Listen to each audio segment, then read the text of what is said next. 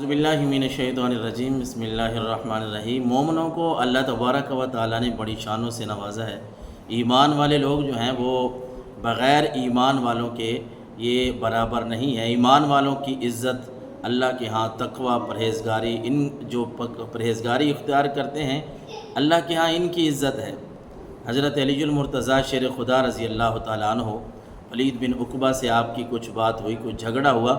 تو ولید کہنے لگا کہ میں بوڑھا شخص ہوں، میرے سامنے بولو نہیں، میں بڑا عزت دار ہوں، میری عمر بڑی ہے، میری زبان بڑی چلتی ہے، میں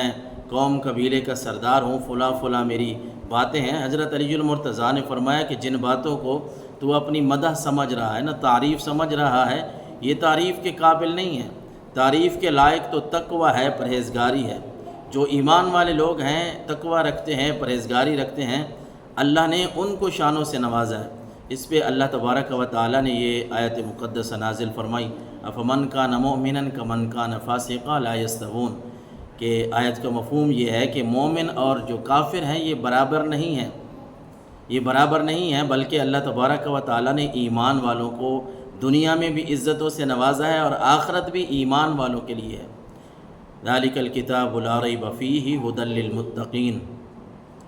متقین کے لیے ہے قیامت،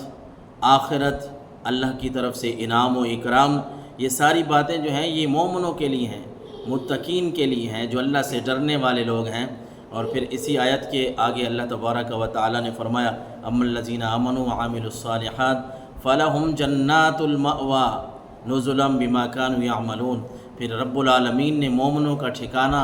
بیان فرمایا کہ جو لوگ مومن ہیں نا، ایمان والے ہیں، پھر اچھے عمل کرتے ہیں تو ان کا ٹھکانہ جنت ہے، ان کا ٹھکانہ باغات ہیں جہاں وہ بسیں گے، رہیں گے، اور یہ ان کے اعمال کا بدلہ ہوگا۔ دنیا میں جو اللہ تبارک و تعالیٰ کی توحید کا پرچار کرتے رہے، اللہ کے نبی کی اطاعت میں لگے رہے، اللہ اور اس کے رسول کی فرما برداری میں لگے رہے، ان کا ٹھکانہ جنت ہے، باغات ہیں جہاں وہ رہیں گے۔ اللہ تبارک و تعالیٰ کی طرف سے یہ ان کے لیے مہمان نوازی ہوگی۔ یعنی کتنی بڑی خوش نصیبی کی بات ہے کہ جو لوگ یہاں اللہ کو راضی کر لیتے ہیں، اللہ تبارک و تعالیٰ کے بندے بن جاتے ہیں، اللہ مہمانی کے طور پہ انہیں جنت نصیب فرمائے گا۔ اور اس کے بعد فرمایا وَأَمَّا الَّذِينَ فَسَقُوا فَمَأْوَاهُمُ النَّارُ، جو فاسق لوگ ہیں، کافر لوگ ہیں، ان کا ٹھکانہ جو ہے وہ جہنم ہے، وہ جہنم میں جائیں گے۔ كُلَّمَا أَرَادُوا أَن يَخْرُجُوا مِنْهَا أُعِيدُوا فِيهَا، پھر انسان کی فطرت ہے، انسان کسی مشکل جگہ پہ رہ نہیں سکتا، جب بھی وہ مشکل آتی ہے انسان وہاں سے بھاگنا چاہتا ہے، نکلنا چاہتا ہے۔ اللہ نے فرمایا یہ جو میری بات کو مانتے نہیں ہیں نا دنیا میں، یہ کہہ رہے ہیں کہ کوئی قیامت قائم نہیں ہوگی، کوئی آخرت نہیں ہوگی، مر گئے تو بس جان چھوٹ گئی، ختم ہو جائیں گے، گل جائیں گی، ہڈیاں سڑ جائیں گے،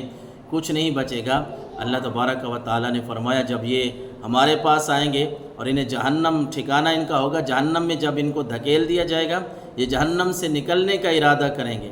وہاں سے بھاگنے کا ارادہ کریں گے۔ جب یہ بھاگنے کا، نکلنے کا ارادہ کریں گے، انہیں پکڑ کے پھر اسی جہنم میں دھکیل دیا جائے گا۔ اور پھر وَقِيلَ لَهُمْ ذُوقُوا عَذَابَ النَّارِ الَّتِي كُنْتُمْ بِهِ تُكَذِّبُونَ، پھر اللہ تبارک و تعالیٰ کی طرف سے انہیں کہا جائے گا، فرشتے انہیں کہیں گے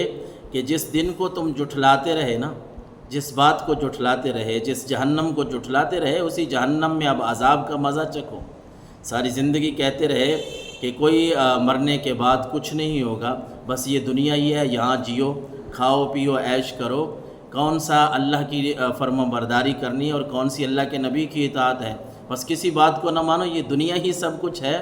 ایسے لوگوں کو اللہ تبارک و تعالیٰ کی طرف سے یہ جواب دیا جائے گا، وَقِيلَ لَهُمْ ذُوقُوا عَذَابَ النَّارِ الَّتِي كُنْتُمْ بِهِ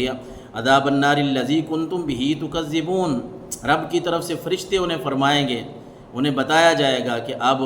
اسی آگ کا، اسی جہنم کا مزہ چکھو جس کو جھٹلاتے تھے، ساری زندگی آخرت کا انکار کرتے رہے، آج اسی جہنم میں دھکیل دیے گئے ہو، اور آج اللہ تبارک و تعالیٰ کا عذاب تم پہ نازل ہو رہا ہے۔ اس لیے مومن اور کافر، مومن یعنی ایمان والے لوگ، اللہ کو ایک ماننے والے لوگ، اور جو اللہ کو ایک نہیں مانتے، یہ برابر نہیں ہے۔ ایمان والوں کی شان اس دنیا میں بڑی عظمت والی ہے،